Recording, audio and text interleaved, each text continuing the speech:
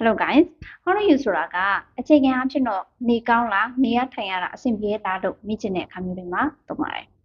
။တခါတလေတော့လည်းနှုတ်ဆက်တဲ့အနေနဲ့သုံးတယ်။တခါတလေတော့လည်းတကယ်သိချင်လို့မိတာဖြစ်တယ်။ဒါကြောင့်မလို့ how are you လို့မိခံရတာ I'm fine, thank you လို့ပဲဖြေနေတော့မယ်လား။ဒါတော့ native speaker တွေကတော့ fine ဆိုတဲ့စကားလုံးကိုသူတို့ထပ်ပြီးတော့စကားမပြောချင်တော့စကားစဖြတ်ချင်တဲ့အခြေအနေမျိုးတွေမှာပဲ fine လို့ပြောကြပါတယ်။ဆိုတော့ကိုကဒီစကားကိုဆက်ပြီးတော့ပြောချင်တယ်ပေါ့နော်ဒီစကားဝိုင်းတစ်ခုကို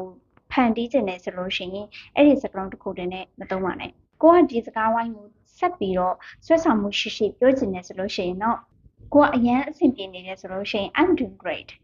အဲ့လိုမျိုးပြန်ပြောလို့ရပါတယ်ပုံမှန်ပါပဲအဆိုးကြီးမဟုတ်ပါဘူးလို့ပြောချင်တယ်ဆိုရင်တော့ can't complain အလုပ်တွေရှုံနေတယ်လို့ပြောချင်တဲ့အခါမျိုးမှာ keeping busyဆိုတော့ဒီနေ့မင်းရဲ့ခံစားချက်ဘယ်လိုရှိလဲ comment မှာရေးခဲ့ပေးပါအောင်ဒီလိုမျိုး English ကို confident ရှိရှိbusiness ဆိုလို့ရှိရင်တော့ February လမှာ Promise My English Speaking Class ကိုလာပြီးတော့တက်ရောက်လိုက်ပါ January 20အတွက် edit တွေတော့ discount လိုက်ပေးထားပါတယ်ဆိုတော့လူရေးကတက်တာဖြစ်တဲ့အတွက်အခုပဲjoin မှာရပါလိမ့်မယ်အားလုံးကျေးဇူးတင်ပါတယ်